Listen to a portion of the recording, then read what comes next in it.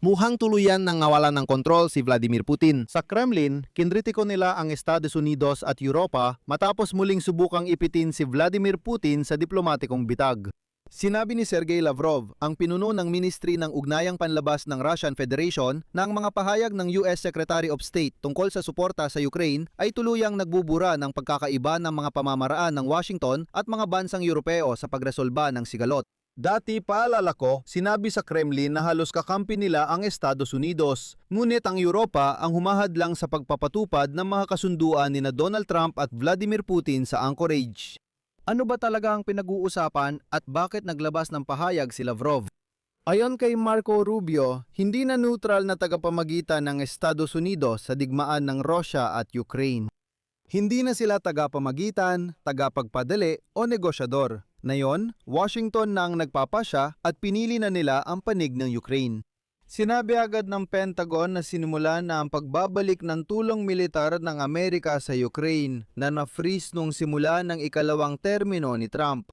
Sa ganitong sitwasyon, ipinakita ng mga Europeo ang draft ng planong pangkapayapaan para sa Ukraine at Russia. Sabi ng Kremlin, handa silang makipag-usap pero Ukraine na raw ang may ayaw makipag-usap ngayon. Totoo bang pumapanig ng koponan ni Donald Trump sa Ukraine? At ano ang aasahan mula sa Estados Unidos na yung taginet? Kaya tara, pag-usapan natin ang paksang ito ng mahinahon at malamig ang ulo. Ako si Alexei Pechi, tara't pag-usapan natin ang paksang ito. Pero bago tayo magsimula, hinihiling ko na mag-subscribe kayo sa channel na ito, i-like ang episode at mag-iwan ng kahit anong komento sa video na ito. Mag-subscribe sa Telegram channel kong Pechi News, nasa video description ng link. Kaya ngayon, masama ang araw sa Kremlin. Nagpahayag ng sama ng loob si Sergey Lavrov, pinuno ng Russian Foreign Ministry, sa sinabi ni US Secretary of State Marco Rubio ukol sa suporta sa Ukraine. Sa tingin niya, halos nawawala na ang pagkakaiba ng paraan ng Washington at mga bansang Europeo sa pag-aayos ng digmaan. Heto ang CP mula kay Lavrov. Dahil sa sinabi ni Marco Rubio at sa aming profesional na ugnayan, 2 linggo pa lang mula nang pag-usapan namin ang sitwasyon sa Ukraine. Dahil sa sinabi niya ukol sa suporta sa Ukraine, wala nang pinagkaiba ang paraan ng Estados Unidos at Europa. Ipapaliwanag ko rito ang konteksto para maintindihan kung bakit siya nagsalita ng ganoon at kung bakit ito mahalaga.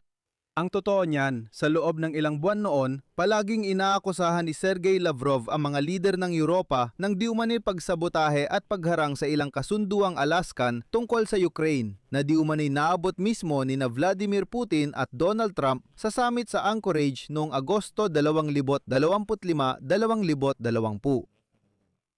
Ilang buwan ding pinakakalat ng mga Ruso ang alamat na ito tungkol sa tinatawag na espiritu ng Anchorage na di umano'y may napagkasunduan sa pagitan ni Trump at Putin pero wala namang nakakita nito. At heto pa, iginiit ni Lavrov na ang kasunduang ito sa pagitan ni Putin at Trump ay hindi lang inaharang ng Ukraine kundi pati ng Brussels, Paris, Berlin at London. Sabi niya, ginagawa ng mga Europeo ang lahat para hadlangan at guluhin ang lahat. Sinisi ni Lavrov ang Estados Unidos sa hindi pagpapatibay ng kasunduan ni Trump at Putin. Hinikayat din niya si Trump na sabay nilang pigilan ang Europa sa panggugulo. At ngayon, inamin ni Lavrov na wala namang pinagkaiba ang mga posisyon ng Europa at Estados Unidos. Kaya, hindi mapipigilan ng Europa ang posisyon ng Estados Unidos kung pareho lang din sila ng paninindigan. Sinabi rin ng Ministro ng Ugnayang Panlabas ng Rusya na mas positibo ang etika ng Estados Unidos dahil ang administrasyon ni Trump ay simula pa lang ay pabor sa dialogo sa Rusya. Pagkatapos, inakusahan niya ulit ang mga Amerikano. Ayon kay Lavrov, kung talagang itinulak ng panig ng Amerika ang sarili nilang mga inisyatiba para sa pag-aayos at sinuportahan ng Moscow, sana ay mas maagang nagsimula ang proseso ng negosasyon. At ang mga labanan ayon sa kanya ay matagal na sanang natigil. Pero ano nga ba ang naging dahilan ng ganitong reaksyon ni Lavrov? Ito ang nakakaintriga. Ang totoo niyan, kamakailan lang, ang kalihim ng Estado ng Estados Unidos na si Marco Rubio sa panahon ng pagdinig sa kapulungan ng mga kinatawan ng Kongreso ng Estados Unidos ay naghayag na ang Amerika ay hindi na isang neutral na tagapamagitan sa digmaan ng Russia laban sa Ukraine. At tuluyan ng pumili ng panig at ito ay ang Ukraine. Dagdag pa niya, patuloy na sinusuportahan ng Estados Unidos ang anumang pagsisikap para sa kapayapaan, nagbibigay ng armas sa Ukraine at nagpapatupad ng mga parusa sa Russia. Gaya ng sinabi ni Mark Rubio, hindi nagbibigay ng armas ang Estados Unidos sa Moscow at hindi ito nagpapataw ng mga parusa laban sa Kyiv. Kaya malinaw na pumili na ng panig ang Amerika.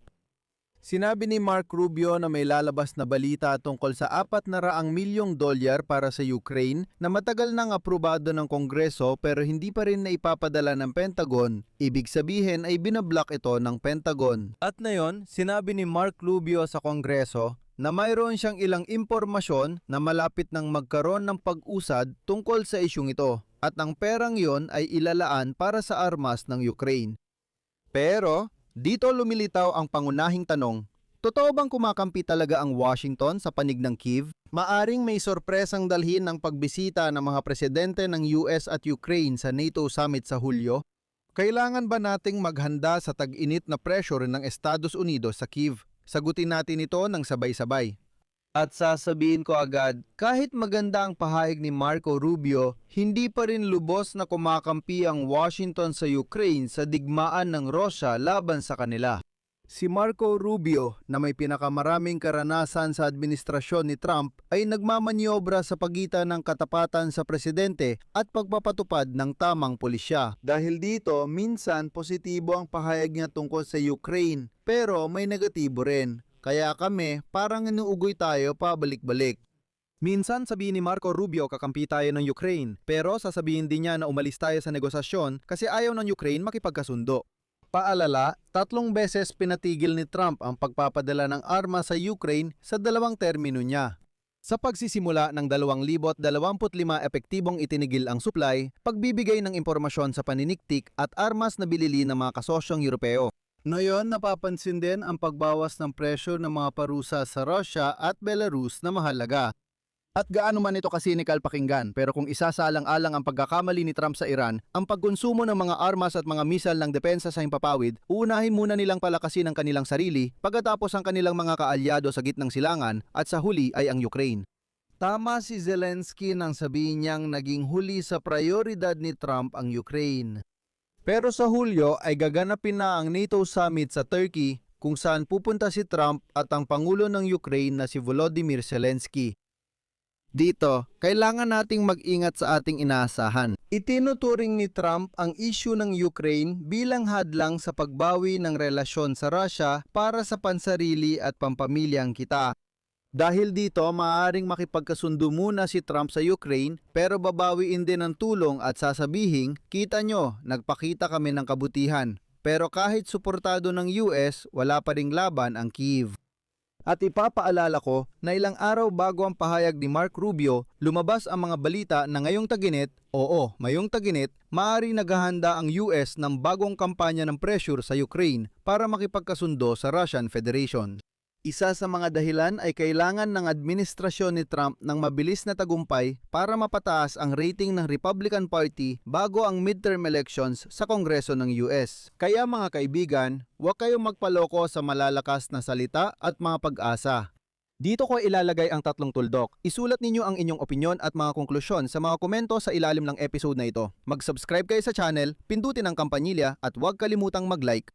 Kung gusto niyong suportahan ang trabaho ng YouTube channel na ito, maaari ninyong gawin ito sa pamamagitan ng kahit anong donasyon gamit ang mga link at detalye sa description ng video na ito o sa QR code na nasa inyong mga screen. Magpapasalamat ako sa inyong suporta.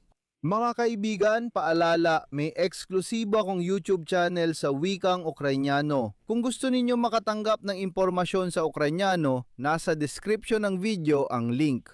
Pumunta na kayo at siguraduhing mag-subscribe. Iyon lang po. Ingatan ninyo ang inyong sarili. Paalam sa lahat.